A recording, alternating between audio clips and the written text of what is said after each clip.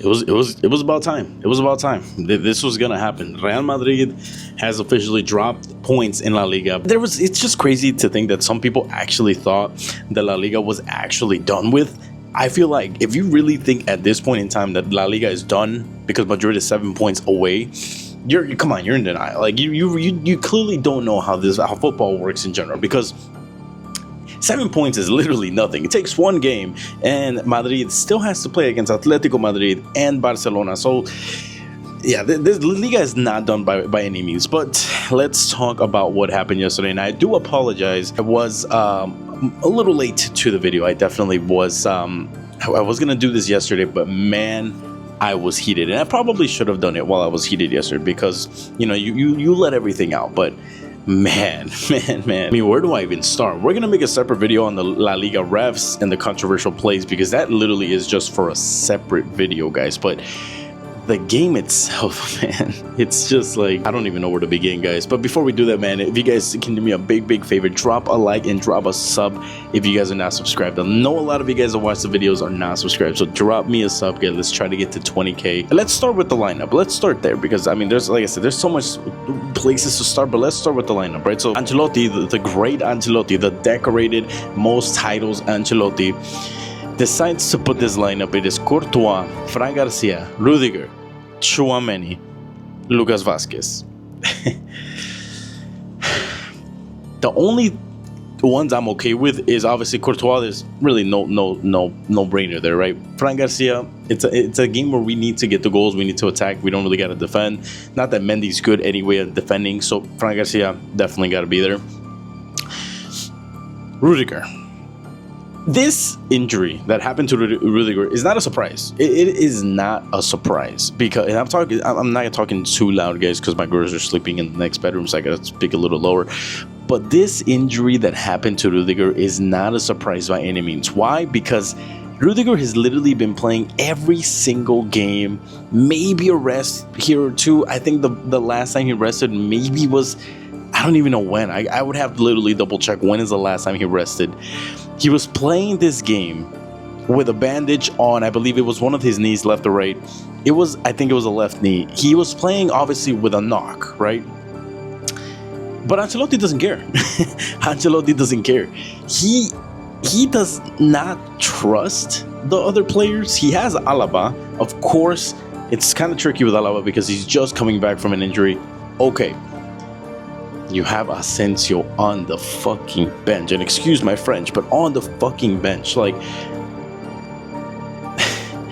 the way Asensio has been playing recently, every time he comes off the bench, magical, amazing, composure, just like a first team freaking player. It's a game against Espanyol. They're not really gonna put much out attacking wise. You're gonna have the ball 70% of the time. If you're already okay with putting Tchouaméni, who has been woeful, bad at everything in defense, maybe one good game out of 5, he's okay with Tchouaméni on the fucking field. But he has a problem with, I don't know what it is about Ancelotti, and this might even just turn out to be an Ancelotti rant, because there is so much in this loss that is his fault. Rudiger. He has a fucking bandage on his leg. Now he didn't get knocked on that. He got I believe it's a hamstring on the right hamstring. But it's like, why are we risking, knowing we have a game in the midweek, which of course I think honestly I wouldn't even doubt it. Rudiger was going to be playing that game. Why not put Tchouaméni and Asensio? They did great today. Well, Asensio did. We'll talk about Tchouaméni in a little bit. But it's like, man, Ancelotti has something with his older players, the players that he has won championships with. He has like some attachment to them that he can't bench them. He can't bench them. I'm honestly surprised that Mendy is on the bench, because of how bad he is. He had to be on the bench, but it took Ancelotti a while to bench Mendy and put Fran Garcia as the main starter. It took him a while to do that. Same with Rudiger. Not that Rudiger is bad, but he needs rest, man. He is human. He needs rest. It's only a matter of time that this was going to happen. And of course, it happens at the worst possible moment, because we have Leganes, which is, we can get through that without Rudiger. But we have Atletico Madrid, which honestly, I think we could get through without Rudiger. But we have Man City coming up shortly. And obviously, there's one reason we need Rudiger for that fucking game, and that is to mark Haaland. Rudiger has been successful with marking Haaland. But now, because Ancelotti just wants to not change anything, he wants to go home and just keep his players happy. This is what happens, right? And there's another player on the field that I am scared for, and we'll talk about him in a little bit. But Tchouaméni, man, it's not even his fault. At this point, you can't even blame Tchouaméni. He's not a center back. He doesn't have the mind of a center back. When you're little, if you guys are footballers out there, when you're little and you decide you want to be a left winger, right? You want to be a left winger. You have the mentality of being a left winger. You want to do the runs. You train your whole life to be a left winger. And then your coach tells you, you know what? Today you're playing center back, or today you're playing left back.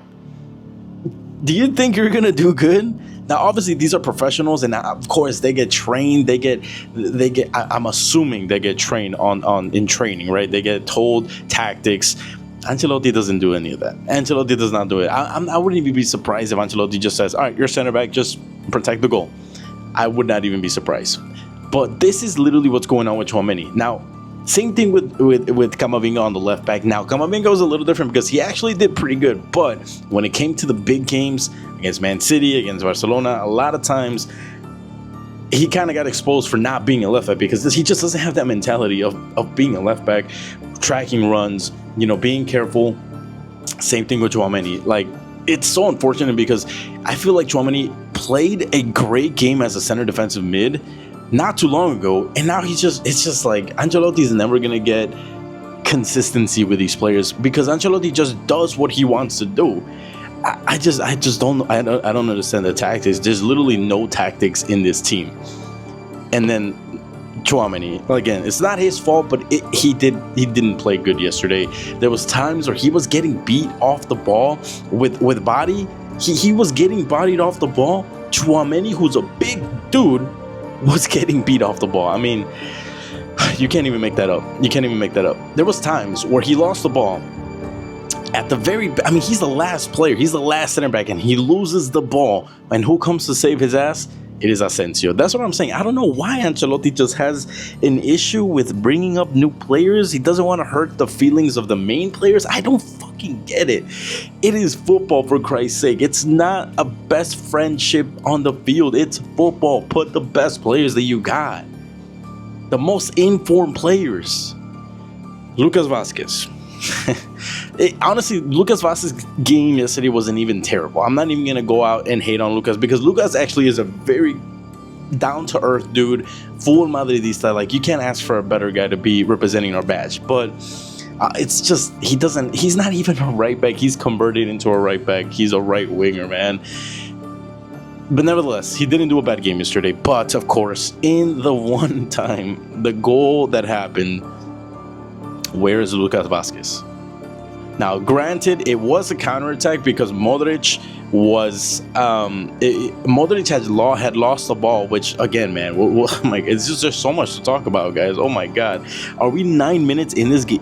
How are we 9 minutes in? I'm not even halfway done. All right, if you guys are sticking in, man, stick with me, because, man, all right, I'll try to be quick. Okay, so Lucas Vazquez, he was absent in the goal, but then again, it wasn't really his fault because it was kind of on a counterattack. We were out all the way up attacking, but nevertheless, it happened. It happened again. It has been happening. Lucas Vazquez, this would have been the perfect game that Asensio could have started at the right back spot. If you're not going to play Asensio in the midfield, at least start him on the right back. Clearly, you're not thinking of starting Lucas Vazquez as a right back for City, right? Surely you're not. But this is kind of just pointing. Now, obviously, everything changed with Rudiger's injury, because Rudiger, Tchouaméni, Lucas Vazquez, I think that was going to be the starting 11 he was going to choose for Man City. Trust me on that. He was going to do that. There's no way he wasn't. And I think everything's going to change now. But, I mean, why are we starting Lucas Vazquez in this game? This is a perfect game for us to use or Lorenzo from the bench. Like, this guy has been proving this is the perfect game for him to do it. Lorenzo is a dedicated canterano from the Castilla, who has been training all his life to be a right back, and he has done it pretty well. You also have Asensio, who's down to do that position. Why are you giving time to Vasquez when you know he's not going to be the one playing in those big games? These are the moments that you got to start getting that momentum for the fucking players. Ceballos and Valverde. Ceballos honestly he didn't play bad. It's just there was 11 players in front of him defending. So there's not much you can do when there's no space to pass the ball in. So mid game for Ceballos, nothing bad, nothing great as well. Valverde, not a bad game either. Valverde had a pretty good game. He did a lot of good forward runs, but this is another player that I'm worried about, guys. I am worried about Fede Valverde absolutely getting injured for all the game time he has been doing. I mean, this guy, it is not normal what he's doing. Someone literally needs to study this man, because what he does is not normal. Plays 90 minutes almost every game. It's just Ancelotti is literally playing with fire with Fede Valverde, and I'm afraid for Fede, because if we lose Fede, we lose essentially the heart of this team, because the Fede puts an example on the field as to how you're supposed to fight for the badge, how you're supposed to fight for the ball.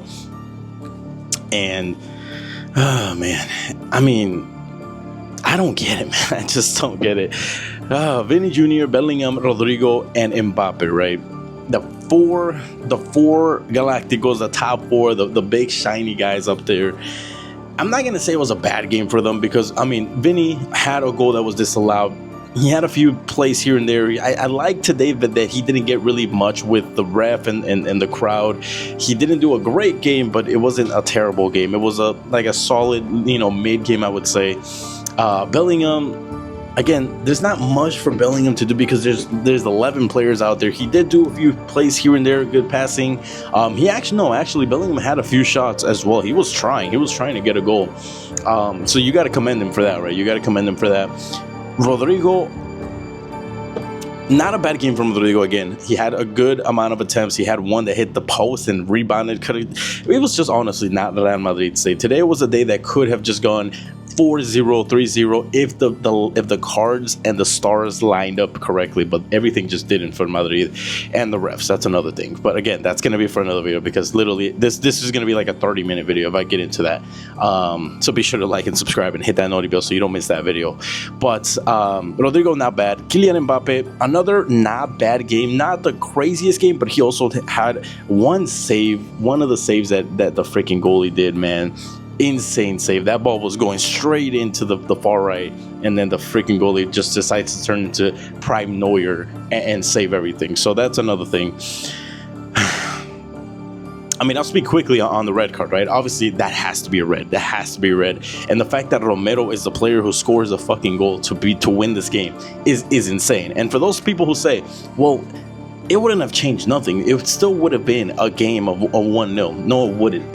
It would not have been a 1-0 game. Everything would have changed, because we would have outnumbered Espanyol by one player when we're attacking. It would have just been insane domination, and I just don't think it would have happened, guys. He obviously wasn't going to be in the field. There was not going to be a lot of more attacking. I mean, they weren't already attacking for that matter. It's just and the fact that we didn't get a change until the 80th minute. We were fighting. Ancelotti decides not to do any changes until the 80th minute, guys. The masterclass of Ancelotti, the big brains of Ancelotti, decides to put this player in to change the game in the 80th minute. Modric. Now, Modric, we love Modric, man. We love Modric, but it is time for Ancelotti to look to the future. Why are we putting Modric in these games when you have Arda Güler in the bench, when you have even Brahim at the 80th minute, right? Because eventually Brahim came in, but Modric to change the game, 80th minute. You have Endrick. Rodrigo, was pretty much out of ideas, right? You have Bellingham up there. You could have taken out Ceballos and put Arda Güler for more creativity. You could have taken out Lucas Vazquez and put Fede Valverde on the right back. Put Arda Güler in the middle for Fede Valverde's spot. Like, there's so much he could have done.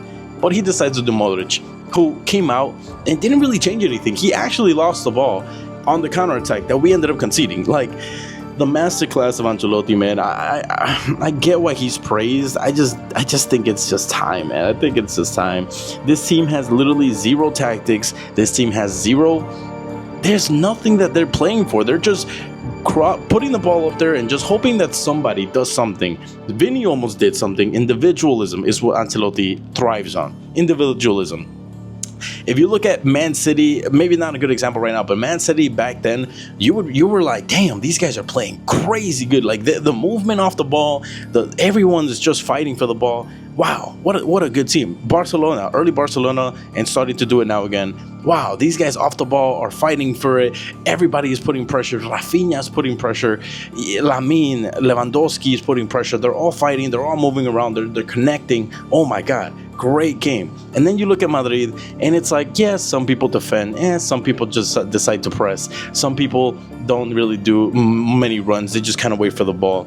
This is the difference with having a coach that knows how to set up a game tactically, and a coach like Ancelotti who really just depends on someone to shine, a bright star in the sky.